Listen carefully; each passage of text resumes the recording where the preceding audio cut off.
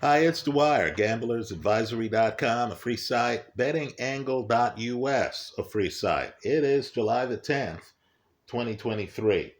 Let's talk boxing, but first remember, the opinion you should follow should be your own. Just consider this video to be a second opinion from a complete stranger online. Well, the Virgil Ortiz situation is about as bad as it could be for a situation that's uncertain. Ortiz has a health condition that has caused him to miss some fights in the past, right? It's debilitating. It's the kind of thing where he feels weak in a sport that rewards the strong, in a sport that, quite frankly, he is strong in when he's healthy. He doesn't have a full grip on his medical situation. Now, if there's one thing that should terrify, and I mean terrify, bettors, it's in having a bet on a fighter who then faints just days before the fight. Right? You want to believe that your guy's in tip-top condition. Now, we know the truth is very different. Right? We understand that Larry Holmes now admits that when he came back, he had an attached retina. That he, in fact, wore a contact lens for one of his fights. We know now that Joe Frazier was blind in one eye for some of the biggest fights of not just his career, but the sport. Right? The Thriller in Manila.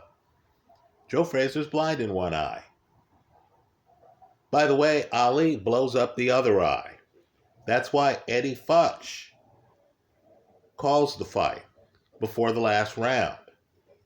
Right? We understand that Tommy Morrison was ill for several fights. Right? Several fights.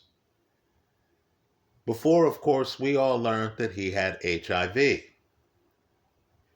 Right? So what I want people to understand here is promoters are in the entertainment business. They want you to buy tickets. They want you to believe that, the fighter's healthy and that this is a hiccup, this is a speed bump, and the guy's going to get back in the ring. Understand, Ray Leonard was at the top of his game. The top. Popular, Olympic gold medalist, champion. He suffered an attached retina in his 20s. Folks, he was out of the ring for years.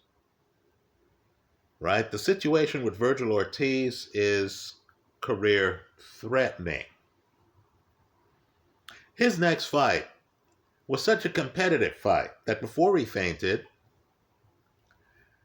I picked his opponent as part of a betting hedge. Right? Stanionis has a share of the belt at 147. If Jaron Ennis wants to prove to us that he's the best of this generation, he's going to have to fight Stanionis. It's that simple. Now that, according to reports, if a rematch happens between Crawford and Spence, it's going to be at 154. Right? Correct me if I'm wrong in the comment section on any of this information, because we all know in this sport things are fluid. But just to understand, if Crawford and Spence ultimately leave the division, right, Virgil Ortiz really has bigger concerns than trying to fight Jaron Ennis or Stanionis.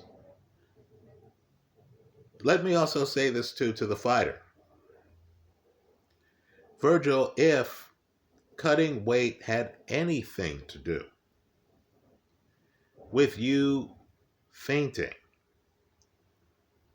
right, feeling lightheaded, then losing consciousness, you need to listen to your body and you need to leave 147 and move up to 154. right? You take your body for granted, and sooner or later, your body's going to start taking you for granted. If I'm looking at a weigh-in and a fighter just looks woozy, that's not good, especially if I have money on the guy. I'm going to think, wow, this is not good. Right? Understand here, according to reports, Virgil Ortiz faints. He's not looking woozy, folks. He fainted. Right? That's serious. Let's also talk briefly here about Charlo fighting Canelo. I need for people to think about Roy Jones for a second, moving up to the heavyweight division. Right back then, whenever we talked about Roy Jones, you just expected the next sentence to be, right, the pound for pound best. I mean, that's who Roy Jones was. If you believe somebody else was pound for pound, just understand that Roy Jones was in the conversation. Right? So when you talked about the pound for pound, it's kind of like Terrence Crawford. Right? When you talk about pound for pound and someone mentions Crawford, people nod. Right? It's like, oh, yeah, you know. They understand he's in the conversation. Right? Well, understand, Roy Jones, at his best, went to heavyweight and looked magnificent. Takes the title. Now the question is, what should Jones have done next? You have a 154-pounder here, Charlo. He's going to go up to 168 to fight Canelo. That's 14 pounds, folks. Charlo in his 30s, right? Yo-yoing in weight, believe it or not, gets harder when you're in your 30s, right? Heavyweights don't care because heavyweights can weigh what they want, right? The weigh-in's really for the fans. It's not regulatory, right? You show up, they say 260. You know, the guy's going to say, yeah, that's right, I had dessert. But understand, for Charlo, the weight gain, if he goes to 168, if he doesn't make it to 168, if he has some dessert, has that extra steak, has the bigger portions, if he makes it to 160 for a fight at 168, and if he's too fast, that's a possibility, folks. If he moves too well and is too fast for Canelo, like Jones was too fast for John Ruiz, what does Charlo do next? I'm guessing Canelo, who's upset that he didn't get a rematch with Bivol, had rematch language in his contract with Charlo. I haven't read that, but I'm assuming that's the case. Now, if Charlo beats Canelo, if they run it back, that'd be a second fight above 154. If they run it back and Charlo wins again, or let's say either fight is contentious, right? Half the guys at the bar after the fight think one guy won it, the other half think the other guy won it. If they make it a trilogy, do you think Charlo comes back down to 154? I don't. Right, folks, he has money in the bank. What's the biggest hill to climb at 154? Isn't it being undisputed? Charlo has been there and done that. One of the things in life you learn is that there are always young guys. Right? Tim Tszyu is calling out Charlo. Okay, good for him. Right? He's a young guy. He wants to prove himself. Nothing wrong with that. There was a time when Charlo, of course, was a young guy himself. He understands it. But understand, there's always going to be a Tim Tszyu. Fighters have to decide what's going to happen. Are they going to voluntarily leave the division or leave the sport? or is it going to be involuntary? Where the sport leaves them on the canvas without a title. Right? The bottom line is we know Jermel's body type because he has a twin brother. Right? That twin brother has been fighting at 160 for years. Right? Once you put on the weight, it's very hard to lose it. Let me ask a question here to YouTube Boxing Nation. Was Roy Jones ever the same after he lost weight to leave the heavyweight division to come back to light heavy? I would say the answer is no.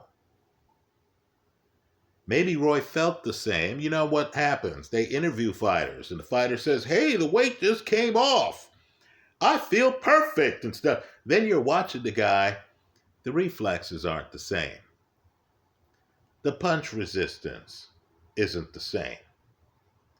Antonio Tarver must have felt that he was fighting two different fighters. Right? He fought Roy before Roy goes to heavy. He fights Roy after Roy comes back from heavy. And he found that that version of Roy couldn't take his punch. So, Jermell Charlo, by agreeing to fight Canelo, in my opinion, has already left the 154-pound weight class. Especially if he looks good against Canelo. Right? Understand, if he shows up and if that fight hangs in the balance, if that fight goes the distance and you're eagerly waiting to hear who won the fight, right? They're announcing the scorecards and you're thinking, wow, who won the fight? If there are people at the bar who are openly saying, hey, I think Jermell won this fight, how could Jermell leave that to come back to a division he's already mastered? Let me say this too. Jermell's good friend, he's really a brother, is Errol Spence. Right? Those two guys, according to reports, are tight. I hope both of those guys, and I understand, both guys have said, hey, it's a business. For the right amount of money, I'd fight anyone, right? You and I know that's not true. Right? You're not going to fight Uncle Lamont, whatever they pay you. Right? You're not going to fight your dad, whatever they pay you.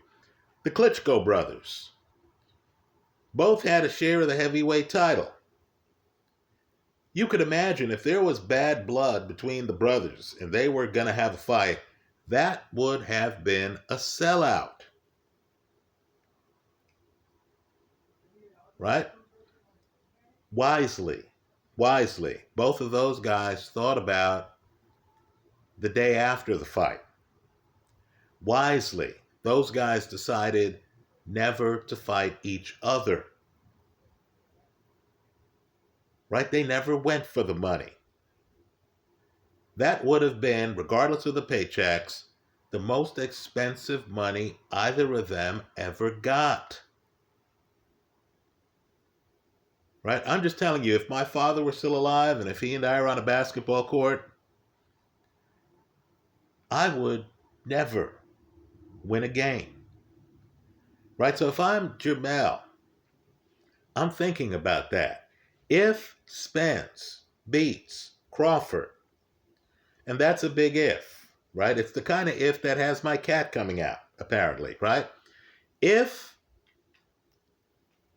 Spence ends up being the biggest name opponent that Charlo could face at 154 if Charlo beats Canelo, and for whatever reason, a rematch doesn't happen, and for whatever reason, Charlo decides to come back to a division over which he was the undisputed champion.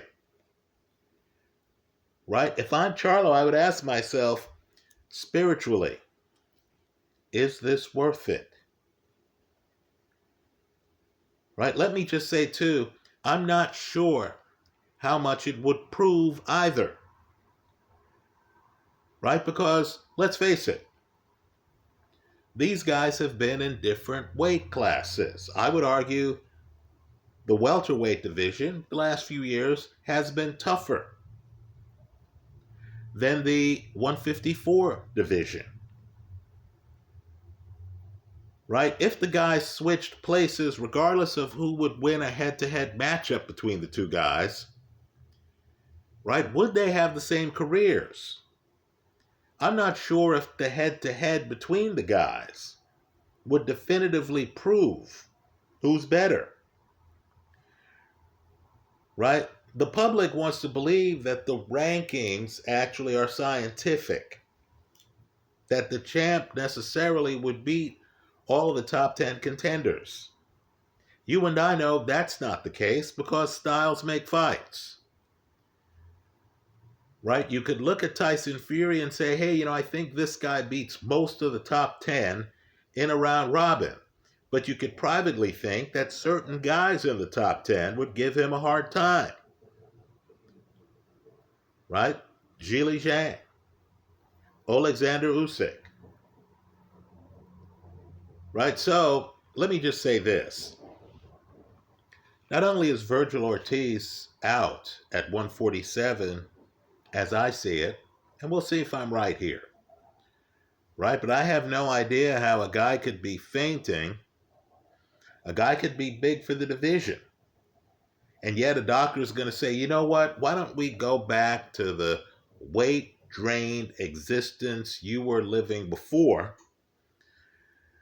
but you fainted, let's have you go back to that same weight class. No, come on. I think a doctor's going to say, hey, player, your body needs more nutrients. You need more water. You have an underlying medical condition, and it's exacerbated by you being weight drained for a fight, cutting weight for the fight. Right? I think Virgil Ortiz, as good as he is out at 147. I think Jermell Charlo's going to do much better than expected. I know Tim Bradley sees it differently. Love Tim Bradley's analysis. I just disagree with him here. Right? I think Charlo is going to do much better than expected against Canelo.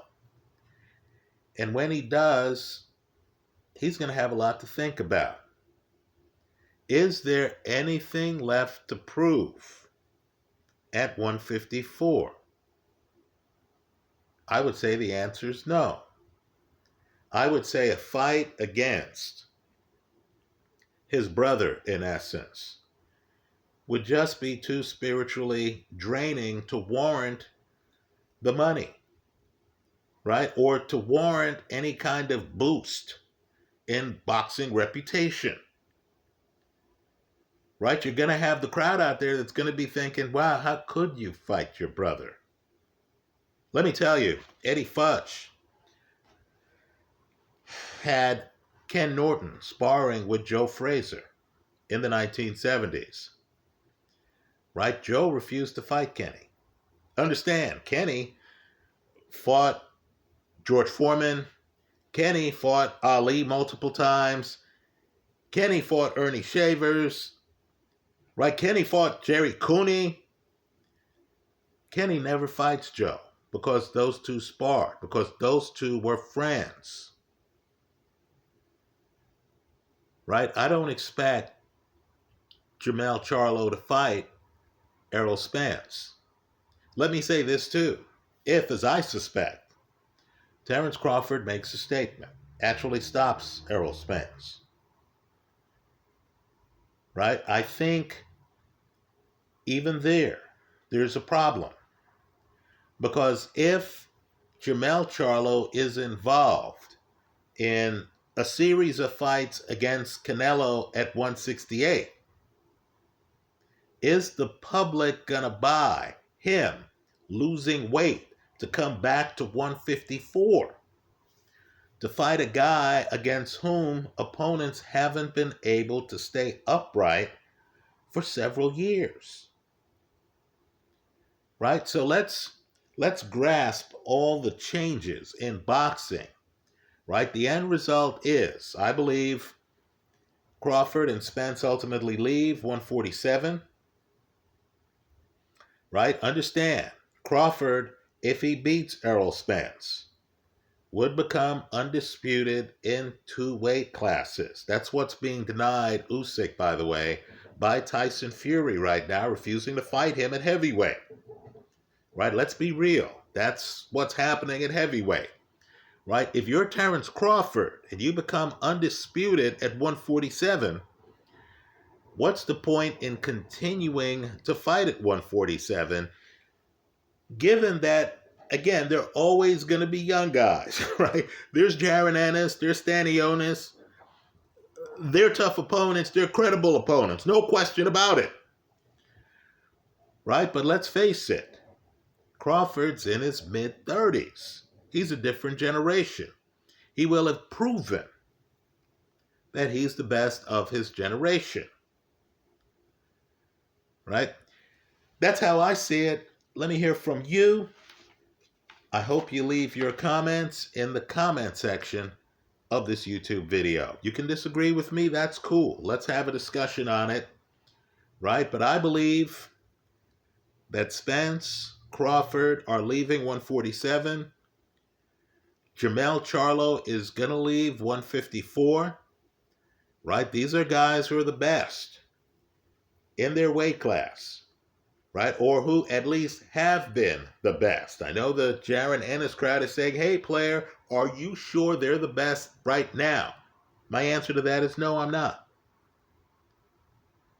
Right? But they're always going to be young guys. Right? Always. And a guy has to pick when he's going to leave. Right? Let me just say, Josh Taylor was undisputed at 140. I believe his reputation would be bigger if, after the Jack Catterall disaster, he then moved on, right? Because according to rumor, he's having a problem with weight. You see that he's taller, thin, looks thin at weigh-ins, right? He fought Teofimo Lopez. He lost to Teofimo, right? Of course, half the crowd believes he lost the Jack Catterall fight. We're not treating him like the undisputed champion he was, right? If I'm Terence Crawford, if he beats Spence, he's going to be one of the biggest names in the entire sport. He'll get the payday at 154 against Sebastian Fundora, Erickson Lubin, Brian Mendoza, Tim Tszyu. Let me hear from you. I hope you leave your comments in the comment section of this YouTube video. Thanks for stopping by.